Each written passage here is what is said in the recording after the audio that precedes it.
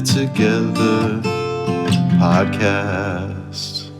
And welcome to the Better Together podcast from the Fuquay-Varina Chamber of Commerce. We are recording today from the Dashmore Conference Room and studio sponsored by Rescued Wood Rehab.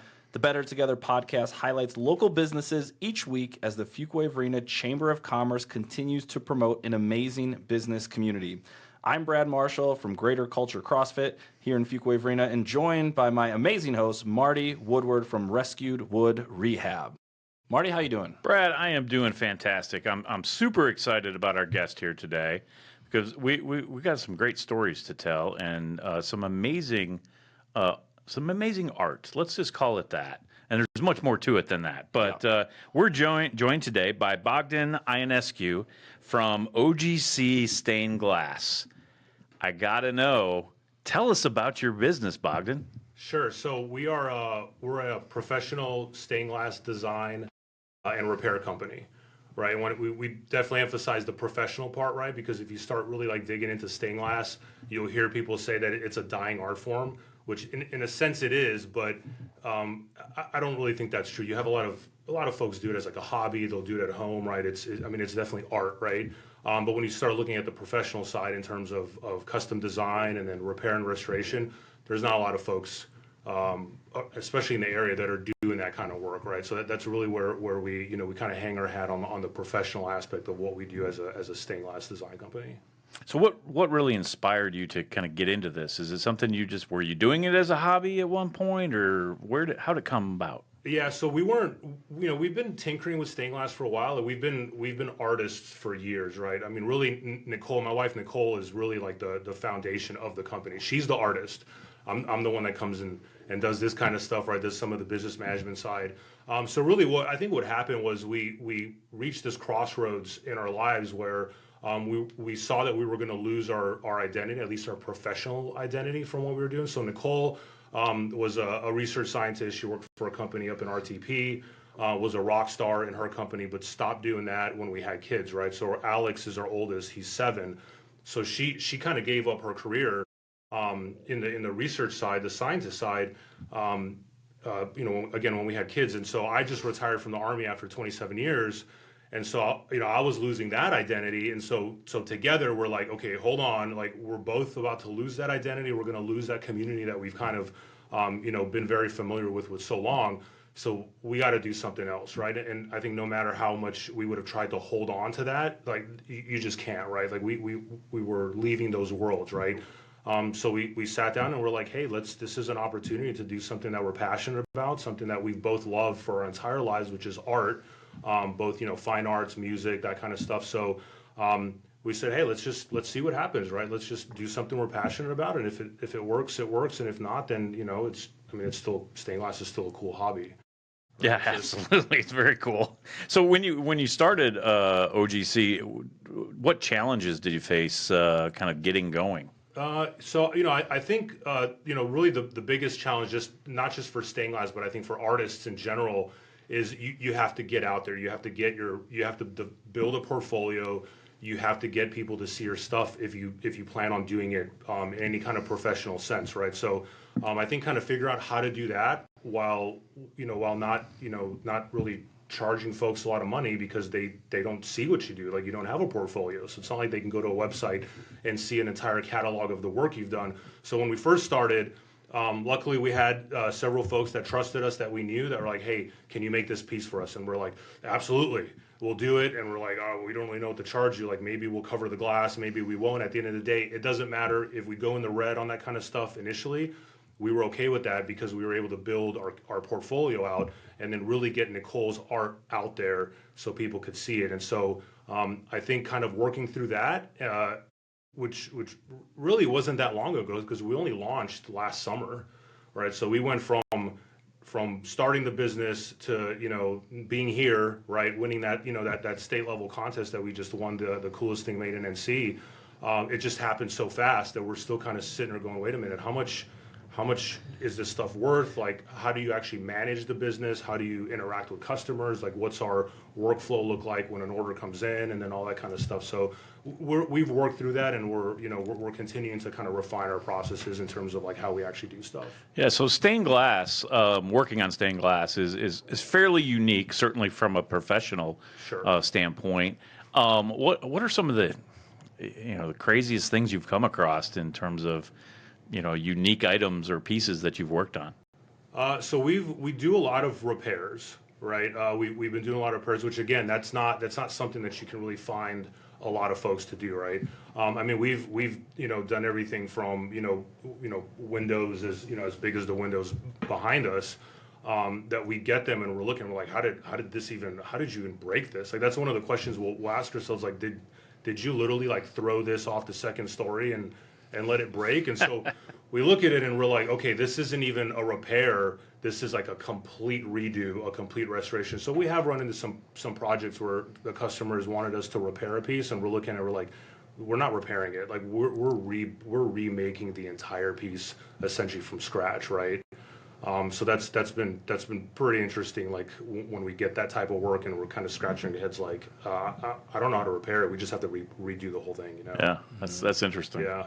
Yeah, and as someone who's, I would say, unfamiliar with stained glass, and I think about it, I see it a lot in churches and certain other buildings, but when you think about like products and services, you talked about going in and doing repairs, but what are some of the types of either businesses or the reasons that folks invest in stained glass and come to you to put some of their artwork in their businesses that you found? Sure. So we've, we're growing into that market in terms of like actually servicing businesses. A lot of the stuff that we're doing is just individual commissions.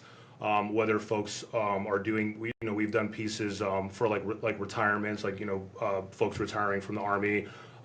Retirement gifts, they'll approach us and say, hey, we want to do something that's a little more unique, because I mean, you're Brad, you're familiar with Fort Bragg and kind of that community. Anytime somebody leaves an organization or retires, they're getting some kind of gift, and it's usually like some kind of woodworking. Not to knock on woodworking, but you go down to Bragg and it's like everybody's doing. Like, I knew 10 guys just in my organization that were doing woodworking out of their house, right? So we initially tried to kind of break into that like going away gift, like plaque market for stained glass, and it ended up not really happening. Like, we broke into a whole other market, which was like the repair restoration market and some of the bigger pieces. I mean, we've done 5 foot by 3 foot windows in folks' homes.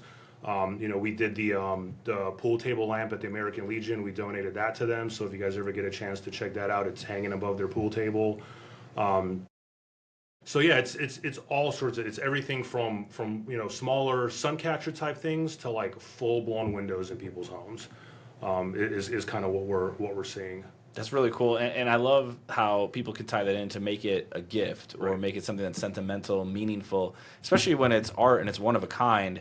It certainly makes it more special, whether you're setting it up in a home, putting it on a desk or something like that. Is that kind of where some of the inspiration and excitement comes about building some of these pieces where you can be creative with Yeah, them? absolutely. So I think that's one of the things that I think sets OGC apart from a lot of the stained glass that you would see out there. Is everything we make is custom designed.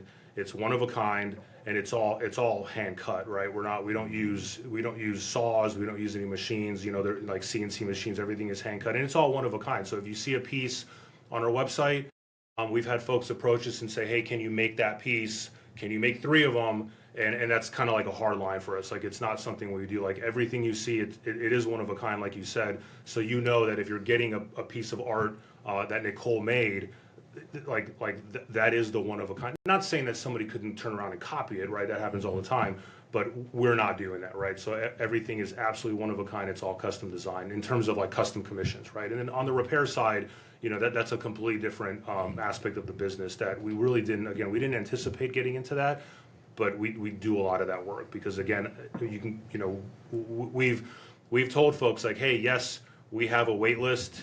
It's out till March now, so we're not really taking anything until March. And I say, feel free to ask around, and if you find someone that's willing to do it with the same craftsmanship, the same attention to detail, faster, like let me know who it is because I don't know who it is, right? We can't, you just can't find folks that are doing it. to the degree that Nicole's doing it. I mean, her craftsmanship is just fantastic. I mean, she just went from, like kind of tinkering with it to now it's like the pieces she's making are just absolutely like world class. So she does world class work. It's very impressive. That's amazing. And so for someone who's out there and is interested, walk us through what the process kind of looks like. Because somebody's like, maybe I'm looking for a gift, or this sounds really cool, sounds like something I'd love to explore, and they reach out to you. What does that process look like then of trying to work them from interest to, hey, let's figure out and identify the piece and get you what you want? Sure. So for a custom commission, usually the customer will contact us and they'll either have a design already kind of laid out, they got it from wherever they got it from, or generally what we run into is someone will just come with a vision or an idea to us, and they'll say, hey, this is what I'm thinking. I don't have a schematic. I don't have like the black and white drawn out. So we'll draw that out for them, right? We do the design process from everything from just again the black and white schematic to the color layout, and then to kind of putting it together. And obviously we work on size. That's kind of where the pricing point comes in, right? Like do you want a panel that's 3 feet by 5 feet, or do you want something a little smaller? And we have a little bit of a formula we kind of use in terms of like what the pricing looks like and how many pieces are involved. So we generally start with, okay, how big do you want the piece, right? Because that obviously dictates how much glass we're using, how many materials we're using. And as long as if the customer is good with that price point, then we'll go into the design phase, and that sometimes takes a while. There's a lot of back and forth until we really nail down what the design looks like. And we both do. Generally, Nicole does that, but there's a couple, different kind of like CAD type software out there that we use to put it all together. Customer's good with that, we'll do the color layout, and then once the quote's approved, the design is approved, then we get to work, right? Sometimes we'll take a down payment, sometimes we won't. It just kind of depends on like the scope and the scale of the project, right? And then but I think through that process, I think what we've learned is just communicating with the customer the time that it takes, right? Because I think just in general in this day and age, people are just really all about like that instant gratification. Yeah. It's like, hey, I'm going to call you, you're going to come out, we're going to give you a quote, we're going to come up with a design. It's like, hey, it could take several weeks just to come up with a design, and then once we start, that could take months, right? I mean, it could take 2-3 months just to finish a project for somebody. So that's for custom commissions. If you're looking at repairs, that's a whole different ballgame, right? Like we try to just be upfront with customers, like, hey, if you want a perfect match on the pieces of glass that are broken in your piece, it could take us 2-3 months just to get the glass. Like we've had to import glass from the UK, we've had to import glass from Canada. We have an order now from a glass company in Germany that hand blows glass. We got an order coming in from Germany to do a couple pieces, right? So all that takes time. And then the customer's like, okay, well, when you get the glass, it'll be a couple of days and you're going to get the project done. It's like, no, once we get the glass, now you're looking at, potentially a couple of months just to get the project finished and then delivered. Yeah, that's incredible to hear the experience that people get to go through and some of the back and forth and creating the design. And it really makes it a meaningful piece by the time you get it in your hands, which I think speaks to the quality that you highlighted. Absolutely. And you talked about how part of the challenges is just continuing to get your name out there and getting involved in the community and things like that. So what are some of the things that you've been doing, or the ways that you've tried to interact or get out into the community to let people know about what you do and how you might be able to help them? Sure. So in that aspect, I feel like we're a little bit behind. But then we have to remind ourselves we've only really been doing this like professionally for a year, right? So in terms of the community involvement, I mean, obviously getting tied in with the Fuquay Chamber of Commerce was just amazing, right? It was on our to-do list when we first started the company, and we just never really got to it because we just got busy so fast, right? So we were really overwhelmed with just the volume of interest in stained glass in general.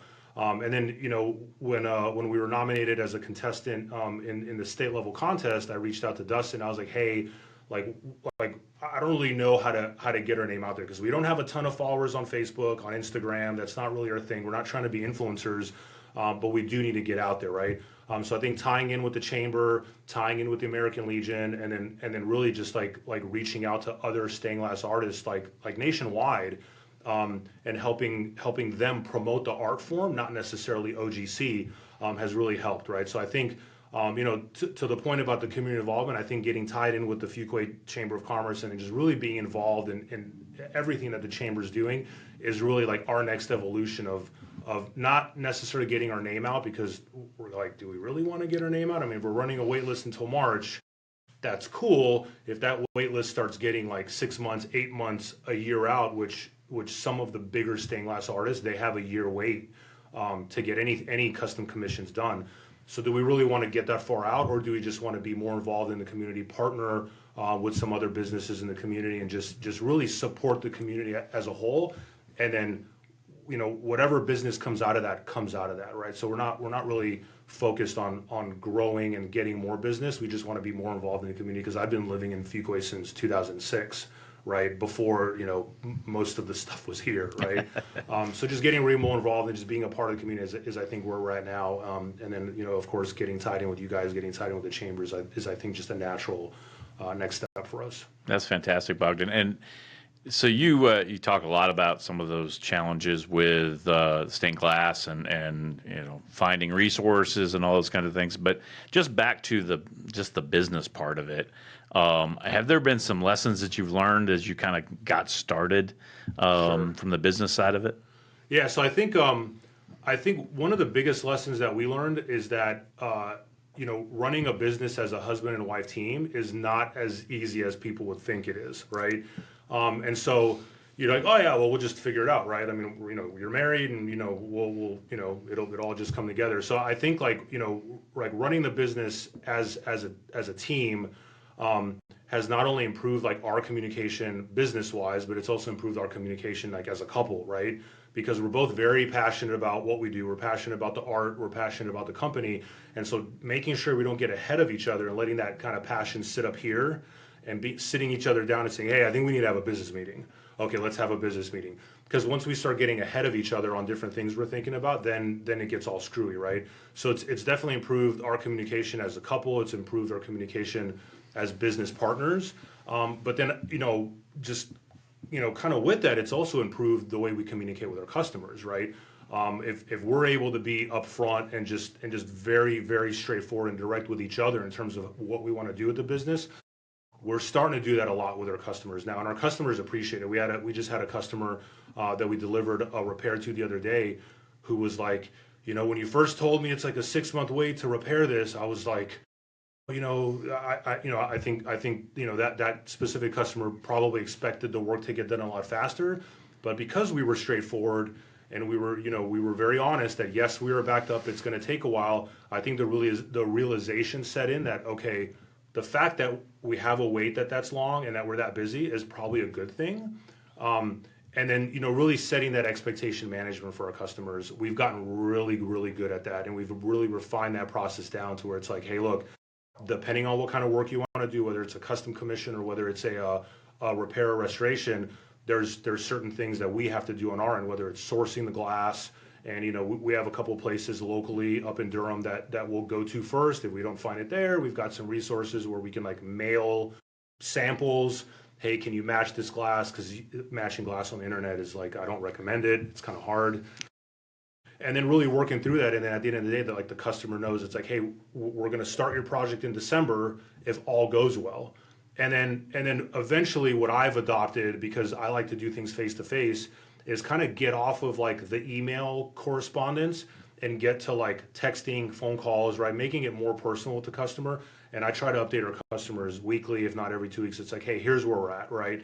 We're still working on sourcing this one piece of glass. Eventually, we're going to hit a wall. We're just not going to find it. And then if we don't, we're going to use our artistic discretion to try to match that.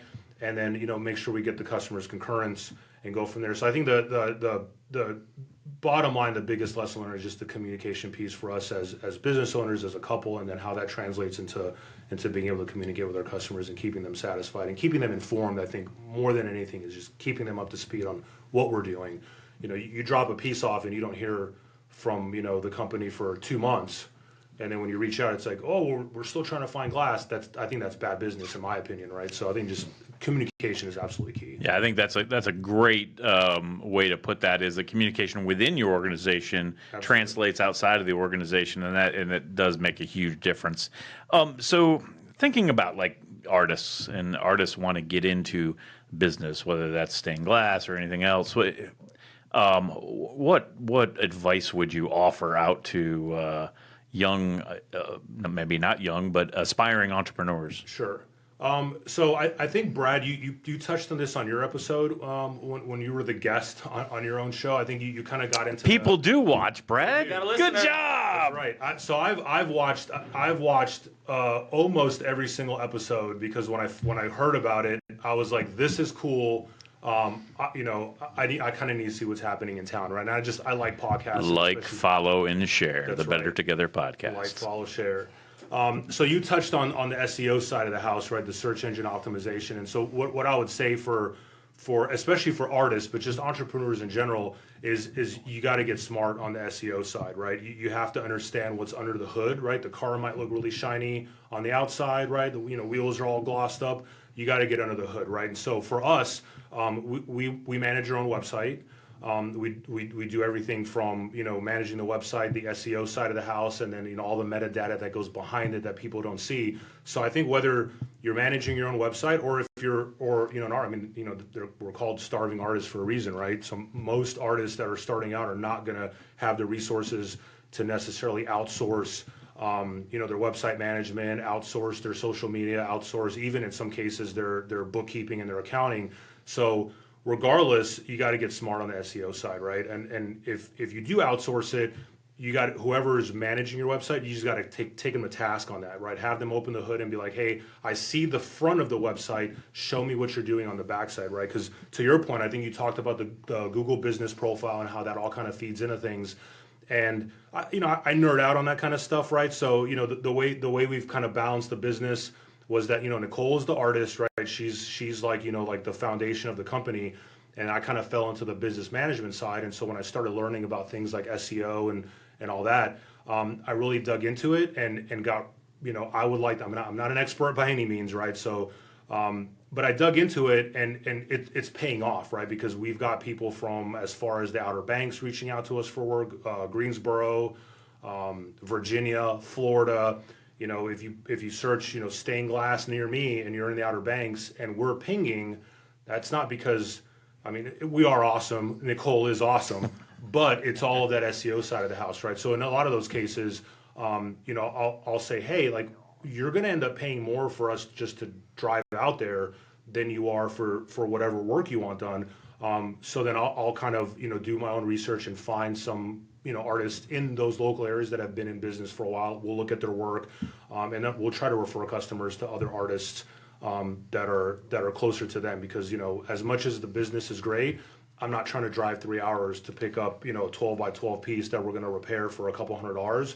It's going to cost that customer a lot more in time and gas just for us to get out there, bring it back, repair it, go back out there and deliver it. Again, I think like really understanding the business management side of the house is advice that I got super early on, right? I forgot how the guy put it, but it was an Army guy, right? Because I was in the Army for a while. I think the way he put it was that if you like shooting guns and you like competition shooting, you probably don't want to start a business where you're bringing people in to shoot guns and do competition shooting, because you're not going to put your hand on guns a lot. You're going to be managing the business, right?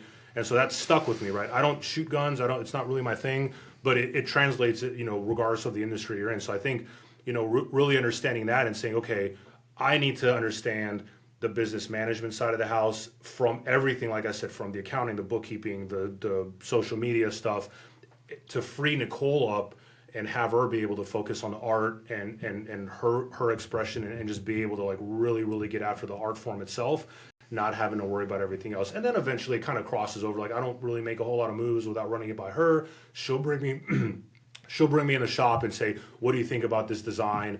And I'll say, I don't like that line. And she's like, whatever, I like it. Okay, go back to like doing your, the business management side. So it crosses over. But I think for anybody getting into business, you got to get smart on that kind of stuff, or else you're just not going to get the exposure that you could get if you don't dive into that side. That's really great advice, and thank you for watching the podcast. We really appreciate that. That's awesome. What future goals? What's kind of coming up for you that you guys are going to be working on? Or are you just keeping up with that list that you got going now? Yeah, we are. future goals, nothing really specific. We have a list of projects that are kind of in the hopper right now. So I think just sequencing them in a way that makes sense without potentially losing customers is really important to us, right? Because if we know that we're not able to start a project till March, but the customer wants a quote today, we just have to be upfront and say like, hey, I could come out and give you a quote, for example, especially some of the residential stuff, like we did a couple of on-site church repairs where we would show up to the church, right, replace some broken glass and stuff like that. So we've got some stuff, a couple projects where we would have to do like residential in-home repairs of like some really nice stained glass windows. If we're not able to get to that till March or April, giving that customer a quote now it could be counterproductive, right? Because the market changes, we may not be able to find the glass, prices change, you never know, tariffs, all the stuff that's going on that kind of affects our supply chain. So we've had to tell customers like, hey, just we've got you in the queue, but we're not going to come out there this week, next month if we know we're not starting anything until next summer. So I think upcoming projects, we've got a lot. Like we're sitting on probably about 6 or 7 potentials. We've already got 2 in the queue that we're going to start after the new year because we specifically are like, hey, let's kind of run through what we've got, not do anything during the holidays because it's just not a good time to be sitting in the shop during the holidays, right? And then get back after the new year, right? And a couple of super exciting projects we have. We have a couple. We have specifically a project. We have a quote out for an art theater that wants their stained glass lampshades replaced, and there's a lot of them, right? And so like that kind of stuff where we're able to do work within the art community itself is really exciting for us, right?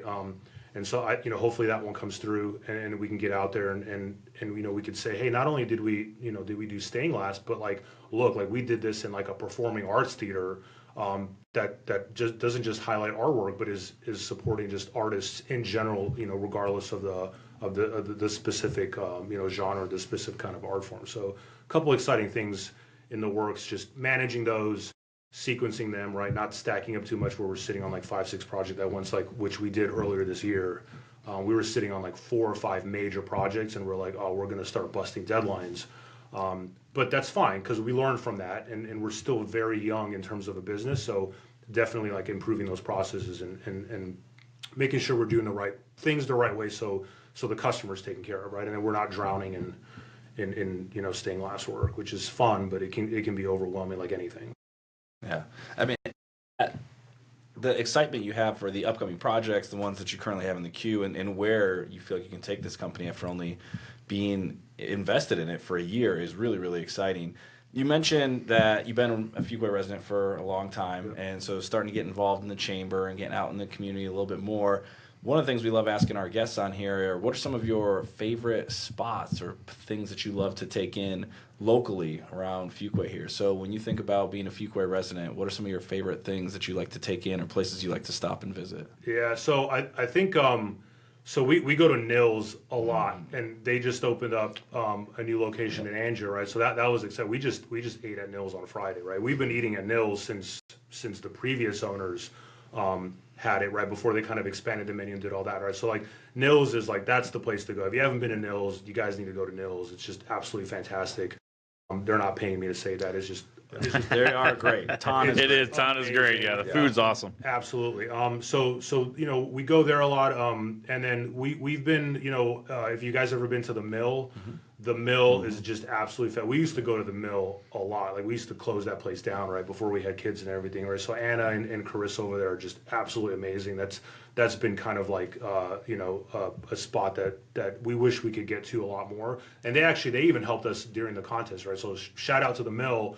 They let us put little QR code flyers up to generate votes out of that. And so like anytime somebody would go to the mill, they're like, hey, make sure you vote for OGC Stained Glass for this contest, and so they definitely supported us in that, and we're waiting to get some glass from overseas so we can do a piece for them, just in appreciation of their support.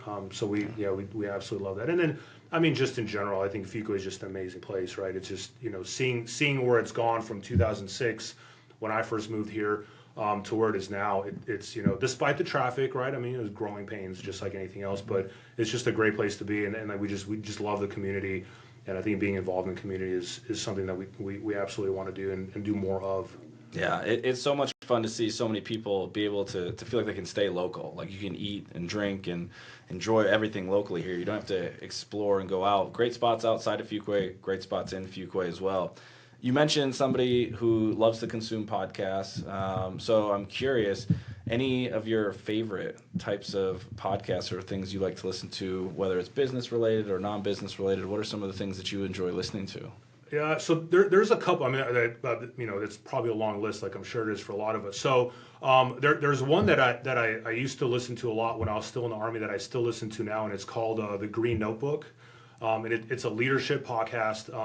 They bring in a lot of senior leaders from across not just the Army, but really across all the services, and really they're just sitting there talking about leadership, right? Not anything really specific to their service, generally just how to lead organizations, how to lead people, and how to do so, with real care, real compassion.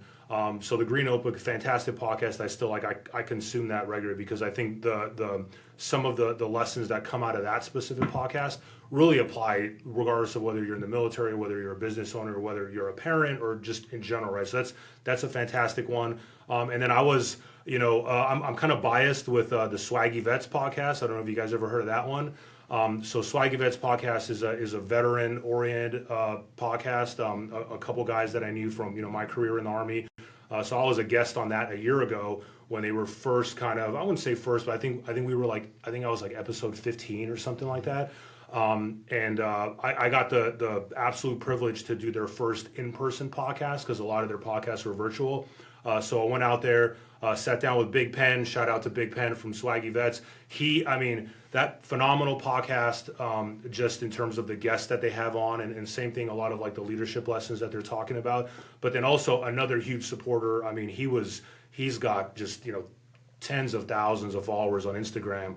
And during that contest, I mean, we were posting 3 times a day on Instagram and Facebook, and every time we posted, he would share across his followers, and I think really helped us get across the finish line, right? So those are the two that I've been, just kind of really staying on top of. But there's a ton out there, definitely. But I would say check those two out. It's definitely worth the time to listen to those. Yeah, and I love the support. The veteran community, super supportive and always encouraging each other. And it's great to hear with podcasting and helping get the piece to the award-winning stature that it is, that they help with that.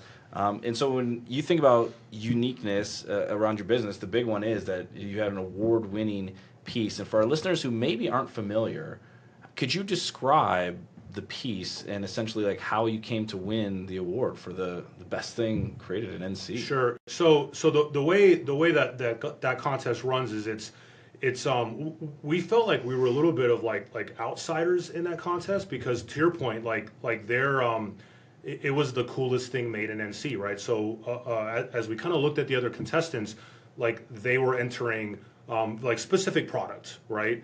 I wouldn't say all of them, but the majority of them had like a product, right?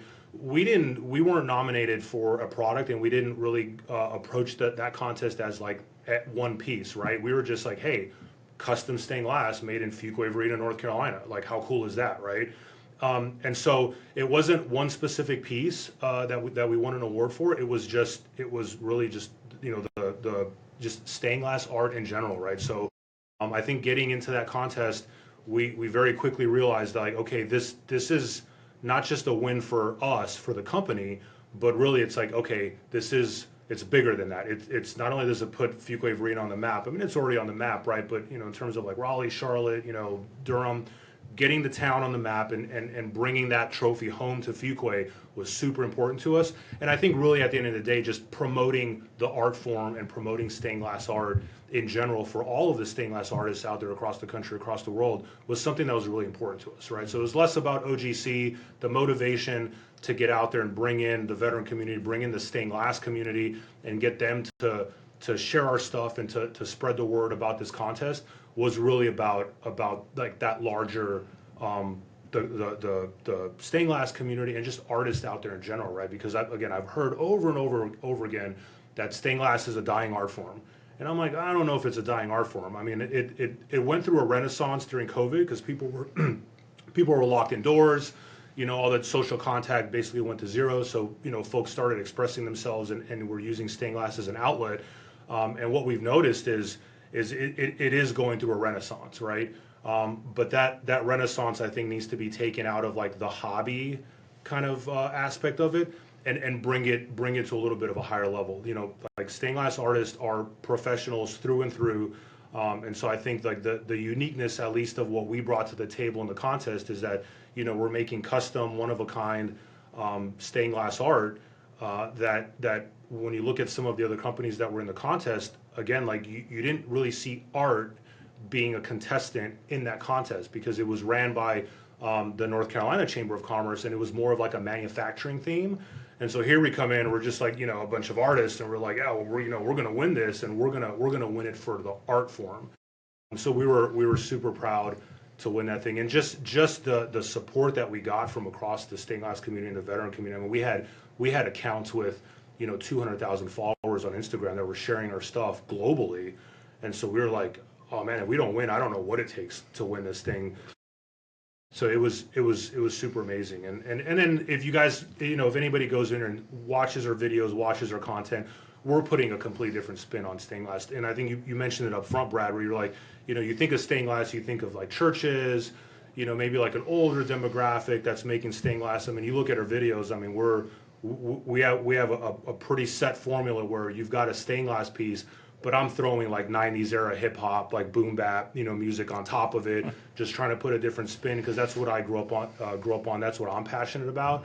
And so adding that different layer of the music to the art form is not something you're really seeing anywhere else. And I just recently started tinkering around making my own music, producing my own music to put on top of our artwork, and so it's super exciting. We're kind of starting to branch out into some different things to support the art form, to support stained glass in general. So we're pretty excited about just the limitlessness of where this thing can go when you're just looking at art in general, right? So we're just a bunch of art nerds that are just, trying to do some cool stuff. So, we'll see where it goes. That's fantastic. And Bogdan, so where can our listeners go to find you? What's the best way to reach out to you? So we're all over the place. So I think the easiest place to go would be our website, which is ogcstainedglass.com. You go on there, and then obviously at the bottom has got all our socials. So we're on Instagram, we're on Facebook, we post all of our stuff on YouTube, and then I personally am on LinkedIn, right? So when I transitioned out of the Army, I flipped my personal LinkedIn to where it wasn't just like, oh, Bogdan was in the Army and here's all the stuff he's done in the Army.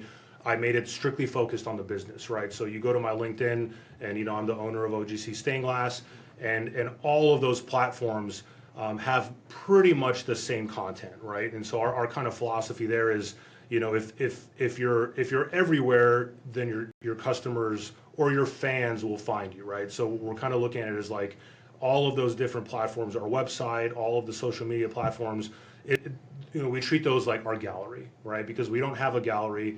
Like I said, if we make a piece, it goes to the customer. If we repair a piece, it goes to the customer. So you can't come to our shop and see all this stained glass on the walls, right? So we treat all those platforms as our gallery where people can go in. Even if you don't want to buy stained glass, that's okay.